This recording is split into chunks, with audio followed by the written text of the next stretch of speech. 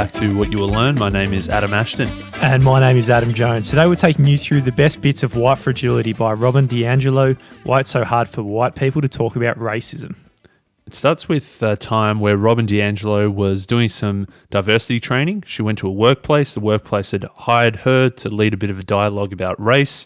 The room was filled with tension and hostility. She could tell just from the moment she walked in that, people going to diversity training was not somewhere that they wanted to be. And one bloke there, an older white bloke, of course, was pounding the table and yelling, "Oh, it's so hard now. White people can't get jobs anymore." And Robin looked around the room and there was 40 people and 38 of them were white. And so she was saying, where is this coming from? Where is this anger stemming from? Why is this white bloke so angry? And more importantly, why is he so careless about the impacts of his own anger on the workers around them? The white people were nodding along and the two workers of colour sitting in the corner who were obviously very shaken by this one bloke who was very outspoken. Yeah, this is no unique case. It happens all the time with her as a diversity trainer. Whenever she does the training, always so many white people get angry or infuriated when they get connected to racism in any way.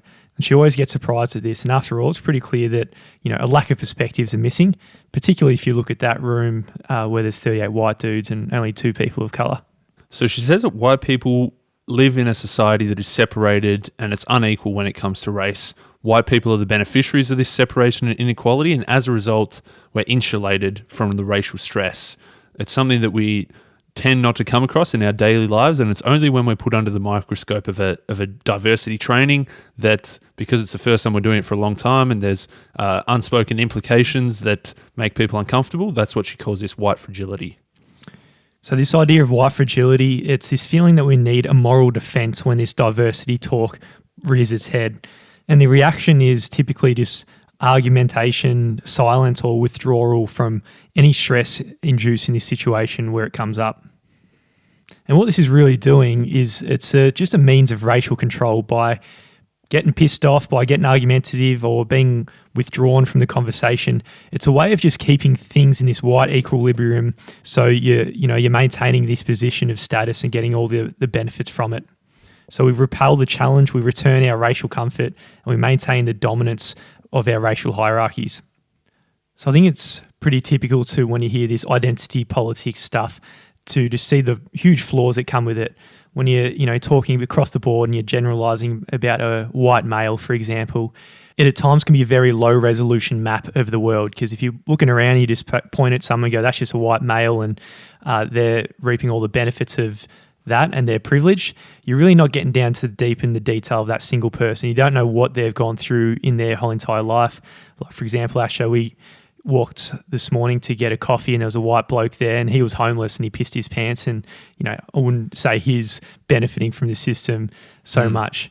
So the idea of identity politics, it does have its flaws and weaknesses, but at the same time it's very necessary to actually make improvements for different cultures and different societies in the world today and also throughout history. Yeah, to differentiate that from, I guess, what you might call traditional politics, where there's the two major parties in most countries, you're either on one side or the other. Identity politics goes into where separating people by a particular religion or race or social background or upbringing to form identities. And as you say, there is benefits to that, there are flaws to that. But what Robin Diangelo says is that all progress in the realm of civil rights has actually only been accomplished through identity politics. If you look at women's suffrage, women were able to get the right to vote by clearly differentiating men and women, similar to the American Disability Act, similar to the recognition of same-sex marriage. All of these major developments came about through using identity politics. Now, if you look at everyone or the vast majority who are sitting in power in the country, she's referring to the US, but I'd say all developed countries around the world, they're all quite similar in terms of identity. They're white, they're male, they're middle and upper class, and able-bodied. It's me and you there, Astro. That's it. And I think we're the audience she's trying to speak to try and make some good progress. And the decisions that made it at all the tables of power affect the lives of all those people who are not sitting at the table. If you think about it, the people who are in those positions of power, the old, middle or upper class, straight, white, able-bodied males, they're the ones making the decisions, but the decisions that they make affect everybody who isn't in that category. And it's not the fact that they're willfully, intentionally excluding everybody else. It's merely the fact that they don't really have an understanding of what it is like to be somebody else. So it's not an intentional exclusion based on deliberate actions. It's more just this implicit bias or this unconscious bias where they're not recognizing or not truly understanding what it means to be somebody else. So how could they ever possibly make a decision that benefits a different group of people? So Robin here, she's written this book that is unapologetically rooted in identity politics. She is white and she is addressing a common white dynamic, and the book is written for a white audience. So us too, we got a few slaps reading this, and I think there's going to be a few slaps for white people in this episode. And when she's using these terms, she's referring to us as the white collective as a group. Yeah, throughout the book and probably throughout this episode, she uses terms like we and us and groups, all white people together. And it can be jarring, can be uncomfortable to say, hey, hang on, how come you're dragging me into this category as well? But she says that whilst it is jarring and it is easy to retreat and back away and probably put the book down or skip the episode, that discomfort is what she calls a necessary antidote to white fragility. You need to have a bit of a taste of the uncomfortableness. You need to recognize that you probably are, maybe if you're not actively choosing to be in that group, you've probably slipped into that from time to time. So you've got to recognize these times when things like this happen and be open to learning. And I think even if the group of people who disagree and, they might be that uncomfortable that they're just sitting in disagreement, it's always a good idea to sit through and hear a completely different perspective and different worldview and see what parts you can take onto your worldview, or you can at least understand where other people are coming from more fully. Yeah, you don't necessarily need to agree with it, but you do need to understand it as the very first step. And what the hope is from the book, she says that the hope is that we may gain insight into why people who identify as white are so difficult in conversations regarding race, and or to gain an insight into your own racial responses as you navigate through this roiling racial waters of life. So most of us are very ignorant about issues regarding racism, and there's a whole bunch of different reasons that Robin points out. The first one is that we're just ignorant of race and we feel like we belong. As we move through our daily lives, the shows you're watching on TV, the best-selling novels you're reading, the movies that you're watching, all the heroes throughout history, you look at them and you just think that you're one of them. You don't really notice that they're all white. Because you're white, you just feel like you belong. Yeah, if you think about your teachers, your classmates, mate, I didn't have any teachers who weren't white by memory. Maybe I did at university, I think, but definitely not through primary school or high school. And a lot of my friends were white as well. Yeah, it's just something that you I guess you don't recognize and you never really realize. Another, probably what I think is one of the biggest ones, is what she calls is good-bad dichotomy. So obviously racism is bad, and if you're a good person, then you're not racist. So by clearly differentiating those two things, you can obviously point to someone who's racist, the KKK who are going out and hunting people down. That's obviously racist. That's bad. And you're nothing like them. You're good, so you're not racist. So that means that any time that you do anything or anyone questions any small element that you do, you obviously quickly defend yourself and quickly object to any hint of racism. You will say the things, I've got lots of black friends. I work in a very diverse environment. My cousin married a black woman. I grew up in this neighborhood where it was just everyone was white, but that's just because that's where the best schools were. I marched in the Black Lives Matter movement. My auntie adopted a kid from India. I grew up in Japan, so I know what it's like to be a minority. You whack all these ones out. I grew up in Papua New Guinea, so I don't know if I'd claim it as strongly as that, but that's one thing I can claim. That's a long stretch. You got one here. My great-great-grandfather was 1/16th Indigenous. When someone pulls that out, that's a long stretch. Yeah, exactly. But all these justifications that we're whipping out is just to, anytime we do anything that might be perceived as mildly racist, obviously we think racism, that's very bad, so that's not us. So we're going to use all these justifications to say, no, we're good people. Another reason is we don't see ourselves in racial terms. And this is something that a lot of people point to. They'll look at Martin Luther King's speech when he was going for the civil rights movement. It's a very famous speech that we've all heard before. But in it, there was one line. One day he might be judged by the content of his character and not by the colour of his skin. So, a lot of people, they just point to that and say, hey, I'm not racist. I don't see the color of skin. But in reality, it's easy for white people to say because we're getting all the benefits from it all. Yeah, she says a classic one that she'll come across is, I don't care if you're black, white, pink, purple, polka dot, it doesn't matter to me, I don't see color. I've said that a few times. It's a line off Remember the Titans. Oh, really? It's when Denzel Washington comes down and he goes, I don't care if you're black, green, blue, or yellow. You can't be ripping those out, because what that's actually doing is actually diminishing the differences in race, and you're diminishing the experience of a person of color growing up in a white world. And the fifth is that you might cringe at anything to do with identity politics. So in the West, we're really brought up on the story of individualism. It's a storyline that creates and reinforces the concept that all of us are unique individuals and that our group memberships, such as race and class and gender, are really irrelevant to what our opportunities are. And what she's doing in the book, she's breaking the cardinal rule of individualism that she's generalizing about people. And it feels like she's proceeding as if she knows everything about someone just by their group identity and making these gross generalizations about them. So, granted, but as we mentioned at the start, identity politics is a useful tool to get positive change. Another big one is that we have this belief in the meritocracy. We think that it doesn't matter how you were born or what you were born into, that the best will ultimately rise to the top. So this belief in the meritocracy is one way where we think, well, if you're good enough, you get to the top. But what we're missing is the systems and the structures that are built up around to favor one group over another. Yes, the belief that if a certain class of people aren't rising to the top, it's just because they're just not good enough to get there. And as you said, it does go deeper than that, and it might actually be due to the systems in place to benefit white people. So there's some of the reasons why I guess we're ignorant, why we don't understand these issues, and sometimes why we choose not to listen and learn, because anytime any hint of racism, that we're racist or that we're bad people, pops in, we're going to immediately jump on the defensive. We're not going to be open. We're not going to listen. And these are some of the major reasons why we're not truly understanding the issues at hand. Let's look at one example, one pretty popular example from popular culture, movie. When did this come out? Probably 8 or 9 or 10 years ago. The Blind Side. I think it was written by Michael Lewis, wasn't it? The bloke who wrote Moneyball and The Big Short. So The Blind Side got turned into a movie, very popular movie. Sandra Bullock, she actually won an Academy Award. And one way to view this movie is you've got this young black child who gets taken in. He's not very smart. He's not very talented. He's a big boy. He's pretty overweight. But then he discovers that he's actually not too bad at playing gridiron. He's big. He's strong. He protects the other kids.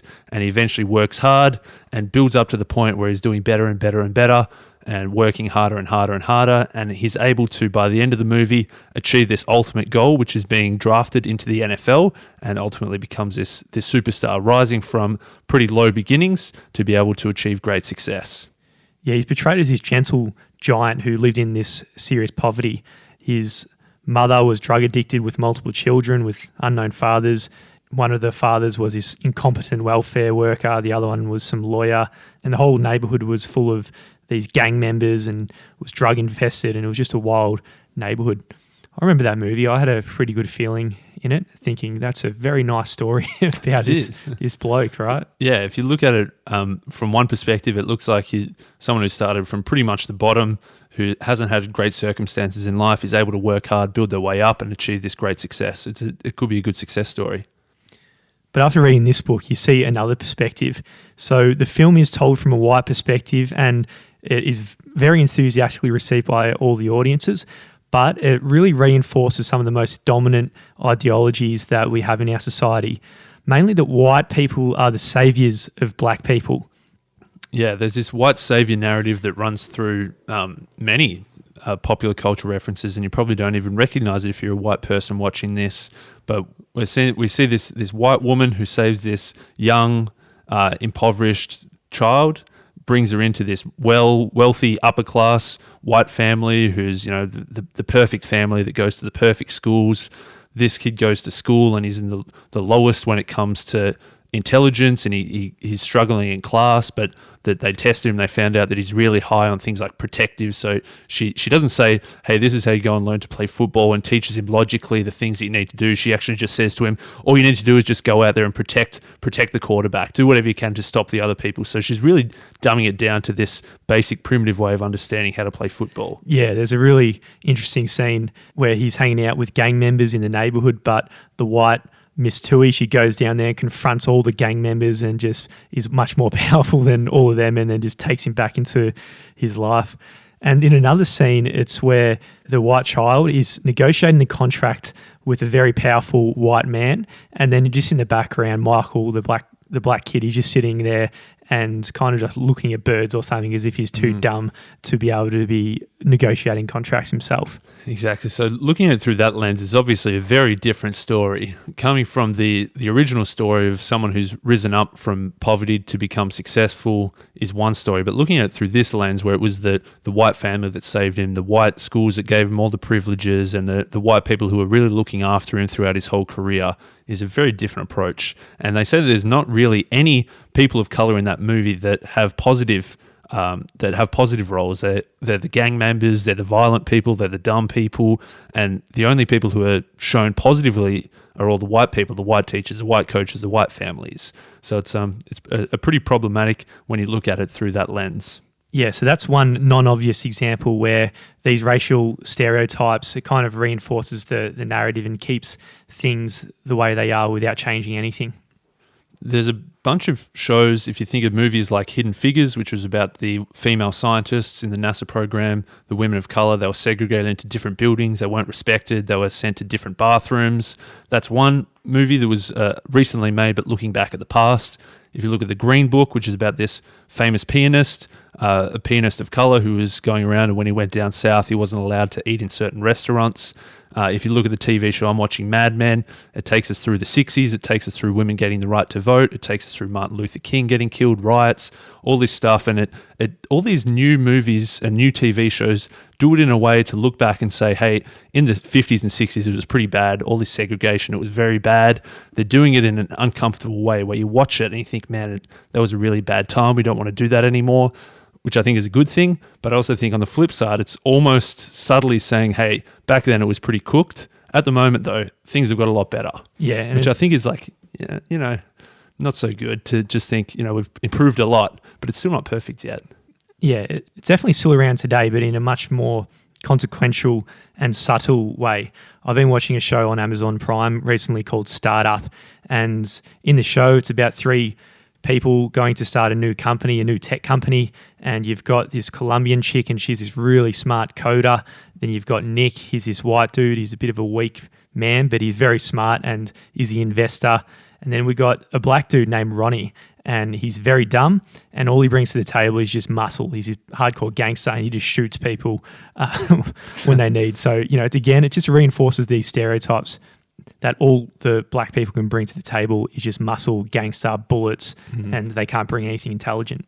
That's in popular culture. And then if you look around and think about wider society more generally, think about your upbringing, thinking about the different racial groups that existed when you were coming up, thinking about things like the music you listen to, the sporting heroes, different characters from different TV shows. If you think about your teachers, if you think about your sports coaches, and thinking back and wondering, well, who were these people? Who were the authority figures in your life when you were growing up?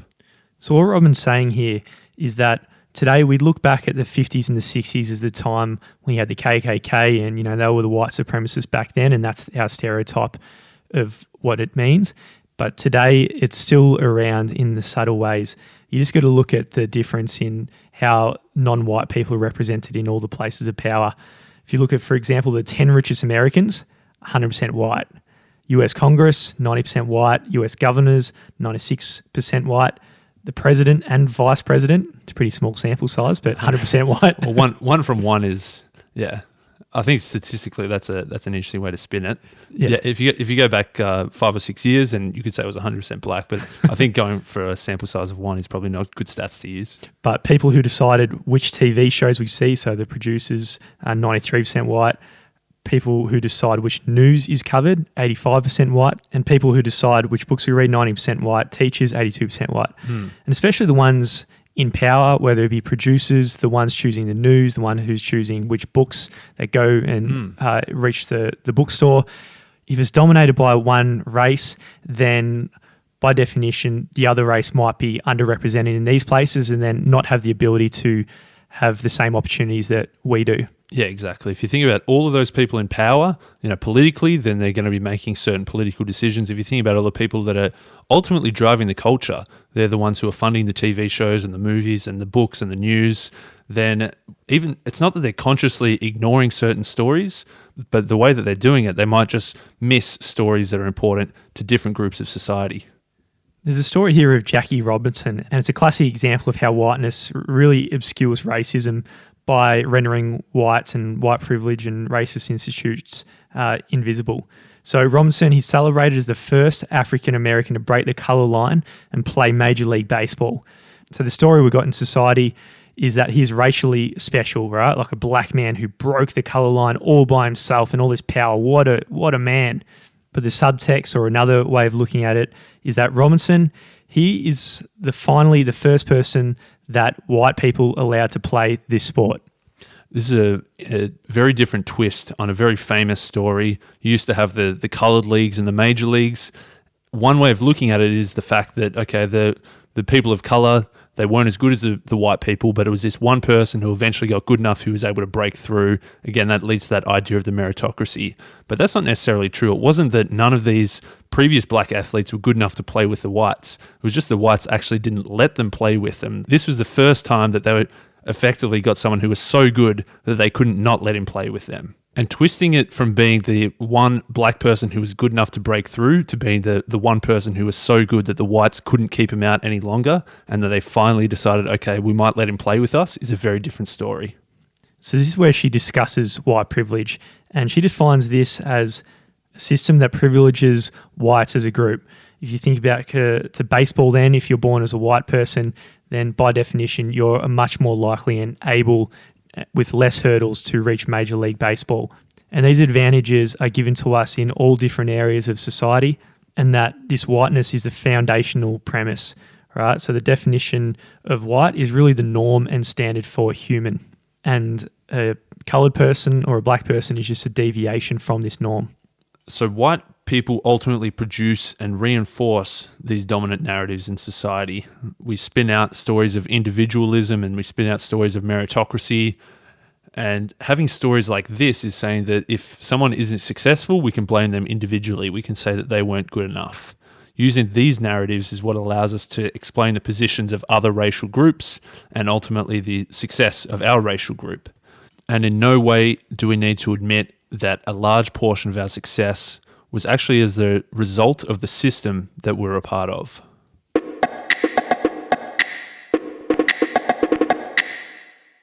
So as we wrap it up now, the whole point of the book is us to really just acknowledge racism when conversations like this come up and just don't get defensive, because that defensiveness is the thing that's maintaining white solidarity. It's closing off self-reflection. It's trivializing the issue. It's hijacking the conversation. It's protecting a limited worldview. It's taking race off the table, and ultimately it's protecting white privilege. Robin says that we're never going to be completely free of racism and we're never going to finish this learning journey. There's always going to be something more that we need to learn about this. She says, importantly, when you feel this white fragility bubbling up, you need to breathe, you need to listen, you need to reflect. If you have any thoughts or somebody accuses you or you notice in yourself some kind of racist idea popping in, maybe you realize it, maybe you don't. You can't be jumping on the defensive and immediately thinking that racism equals bad and I'm good, so I'm not racist, and throwing out some of those common lines about I don't see colour, I've got lots of black friends, all of these defensive things. We need to stay open and we need to keep learning.